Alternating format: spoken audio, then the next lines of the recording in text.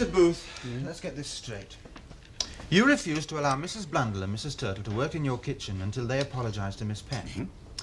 And they refused to clean Miss Penn's chalet until she apologises to them. Correct. I've never heard anything so childish in all my life. They were extremely rude to Miss Penn last night. Yes, Mr. Booth, I know how rude they can be. I'm not blaming you. The point is, what am I going to do with them?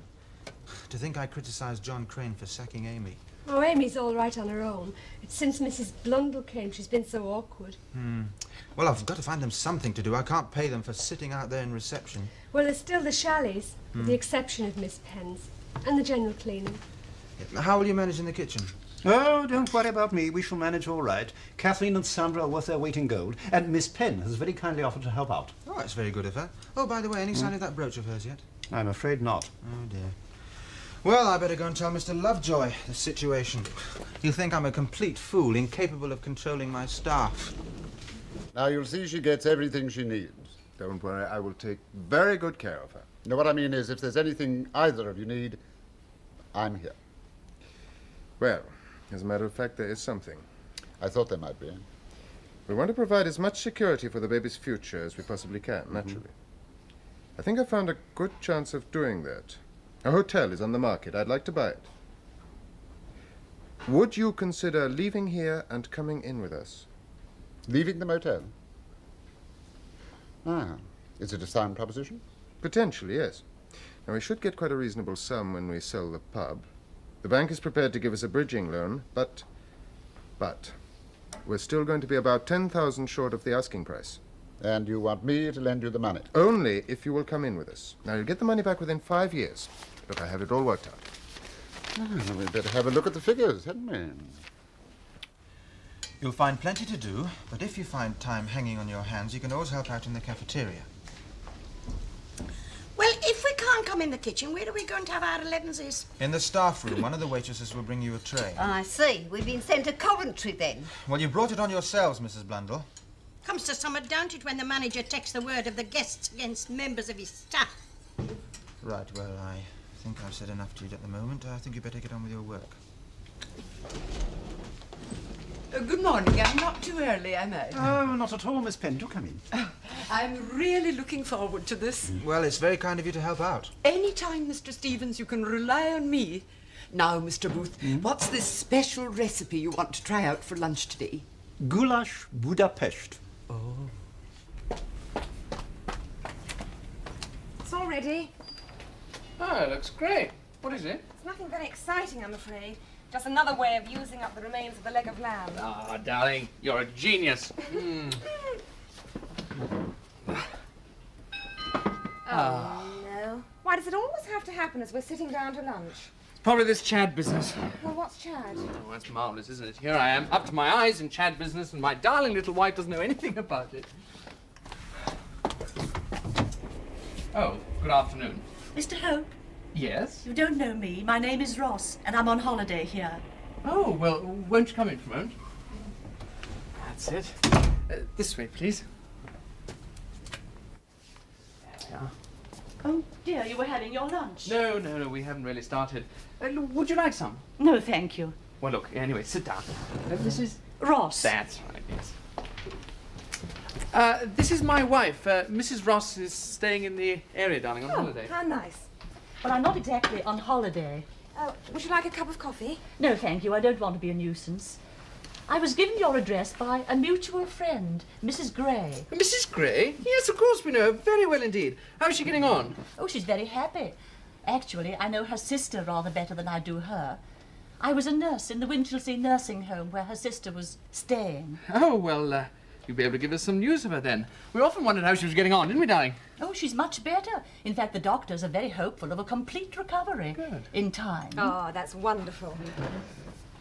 I hope you don't mind a stranger coming to see you like this, Vicar, but Mrs. Gray often spoke of you when she came to visit her sister. She told me how very kind you'd both been to her. Nonsense. We were very fond of her. She was a very nice person. So naturally, you were the first people I thought of when... The fact is, I need your help.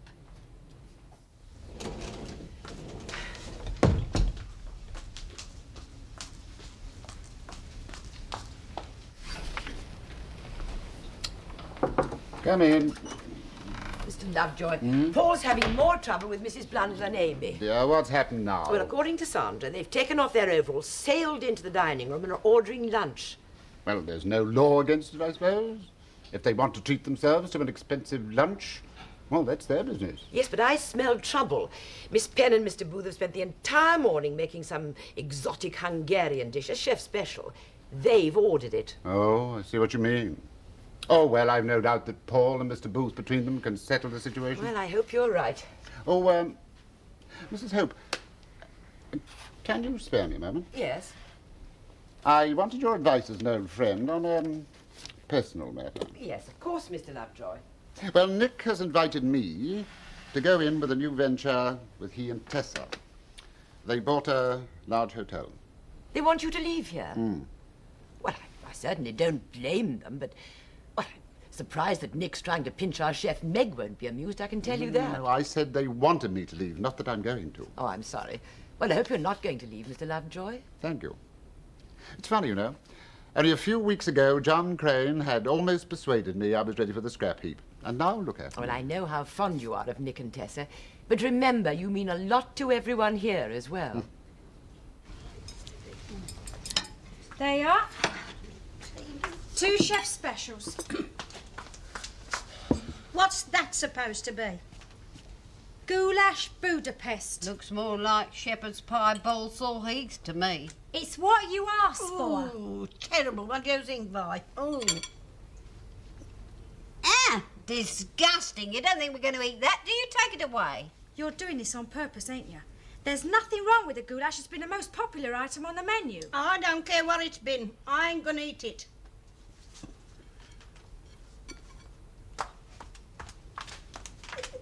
Serve 'em right. I could bring something else, though. I'm hungry. Have another bread roll. I don't know what you feel like, but I'm enjoying myself. I'd love to be in that kitchen. When she takes them plates back, I can just see Mr. Booth's face. I bet he'll probably take 'em straight to Paul Stevens, you know. Let him. I'm not afraid of that little whippersnapper. Ordering us out of the kitchen like a couple of school kids. I was working here when he was... I understand you ladies have a complaint to make about my goulash Budapest. We have. It was uneatable. I'm inclined to agree with you, Mrs. Blundell. In fact, I hope neither of you actually tasted it. Why? I've been guilty of a terrible mistake. You know that tin of rat poison we keep in the store cupboard? I mistook it for paprika. And you know how heavy-handed I am with my paprika.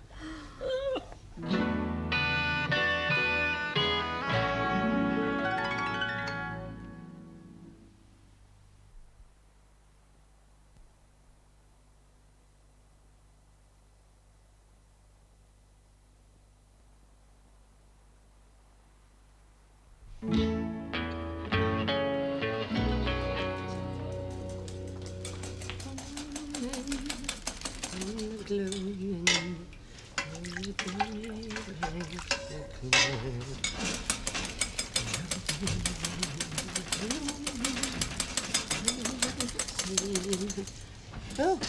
Could you phone the police, please? It's urgent. Oh, good heavens, what's happened? Nothing yet.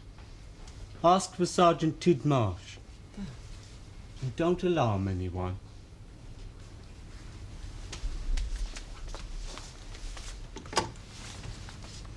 Hello, Miss Penn here. Would you phone the police for me, please? Yes, I'd like to speak to... Sergeant Tidmarsh. Sergeant Tidmarsh.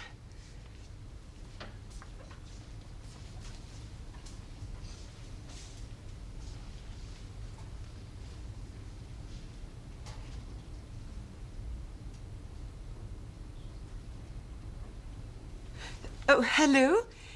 Is that Sergeant Tidmarsh? Yes, well, I... Hello? Sergeant, this is me, Humphrey. I have to warn you, Sergeant. There's a bomb at the Crossroads Motel. Oh. Yes, in the kitchen, under the stove. Yes, yes. Very well, Sergeant. Yes, I will. He wants to speak to you. Hello, Sergeant. What shall I do? Oh, are you sure? Oh, does he? Well, one can hardly forget something like a bomb. Oh, very well. If you say so. Yes. Goodbye.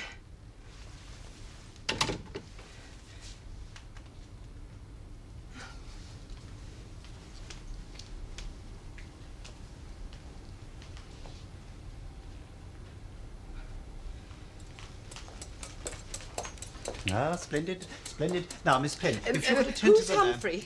Humphrey? I don't know. Why? He was here. Sergeant Tidmarsh said to ignore him, but apparently he does things like this. Like what? Like saying there's a bomb under the stove. Oh, a bomb? It's a foolish thing to do, of course. Just a moment, Miss Penn. You say that this man called the police and said that there was a No, bomb on no. the He stove. came in here and asked me to telephone. Honestly, Sergeant Tidmarsh did say it was a hoax, but he's coming up here all the same just to reassure us. Good, good. Give him every assistance he needs. I must just go across to the cafeteria. Oh, Mr. Booth. No, I have things to do there. Oh. So you gave up your job in Winchelsea to come to the Midlands? Yes, I saw this advertisement in the Nursing Mirror. A private convalescent home advertising for staff. The conditions and the money sounded so attractive, I applied at once. But it didn't quite work out as you'd expected. No, I'm afraid it didn't, Mrs. Hope. I hadn't been in the place 5 minutes before I was wishing myself back in my old job. What was the trouble exactly? Oh, the matron, a real autocrat. I could see we weren't going to hit it off from the moment I set foot inside her room. But surely you'd met before, when you had the interview. But I didn't actually have an interview. They were so desperate for staff. Anyway, I stuck it for 3 days, and then we had a row. I gave in my notice and left. So now you're out of a job. Well, it shouldn't be too difficult. I mean, there's always a shortage for qualified nurses. Well, I'm not really qualified, I'm afraid. Oh. I never completed my training. Well, perhaps you could get a job as an assistant nurse or Yeah. a ward orderly or something. Well, it won't be easy. You see, I'm not likely to get a reference now. Well, couldn't you go back to your old job in Winchelsea? Oh, no, I don't want to do that. For personal reasons. My husband. We're divorced. I wanted to get right away. Oh, well, if there's anything we can do to help. I was wondering if you could help me find some digs in the area. They'd have to be cheap. I haven't much money left. Yes, I'm sure we could. When would you sort of want to move in? Oh, tonight. I haven't anywhere to stay at all. I left my case at the bus station. Well, you've ruined me love life. I hope you realise that. Go on, how can we possibly have ruined something that never existed? You still don't believe me, do you? Any of you? Look, Vince, it's all in your mind. A beautiful dream. All right, then, it's in my mind. We'll see. Anyway, I better be off. I want an early night. Oh, Sandra, you fancy walking me over to the caravan? All right. I think I've got a bottle of Mouton Rothschild lurking about somewhere. But you're not going over to the caravan now, are you? Yes, why not? You don't need it. You're on duty. What if Veronica rings up again? Where am I going to take her? Tell her you're seeing your dream, lover. She's asking for trouble with him, you know. She's asking for trouble. Sandra can take care of herself. Well, I hope she can, otherwise she's going to find herself in a very nasty, compromising situation. He's not the sort of fella to be content with holding hands on the back row of the pictures. Oh, look who's talking. You don't exactly spend your evenings teaching a girl to play dominoes. That is different. Now, you sure you can manage now? Yes, we'll manage. See you in the morning, Mrs. Hope. Don't work too late. No. Good night. Oh, good night. Good night, Tish. Ah, Nick. I've been thinking over this proposition of yours. And? For a long time now, most of my money's been invested in mining shares. Well, I think life will be more exciting if I sold them and invested in your hotel. Oh, that's wonderful. I could get the money for you by the end of the month. Would that be soon enough? Oh, that'll be fine, and don't worry. Within 5 years between us, we'll get more out of this money than your mining shares ever would. The hotel has been neglected for years. The previous people just didn't realize they were sitting on a gold mine. Well, from what you tell me, it can't fail. Not with the three of us running it, it can't. Ah. Well, I won't be there, Nick. But I explained to you, the one thing needed to make it perfect was for you to come in with us, take over the catering side. Yes, it's a nice idea, I know. But out of the question, I'm afraid. Mrs. Richardson wants me here. But that is the only reason we asked you to invest in it. It's very Embarrassing? Nonsense. I can't tell you how happy you've made me. I should have been very upset if you hadn't given me the opportunity to invest in it. After all, as you said, it is a gold mine.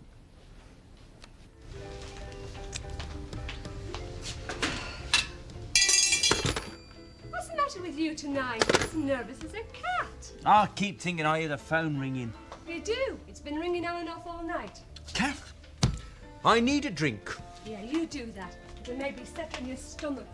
Why, what's wrong with my stomach?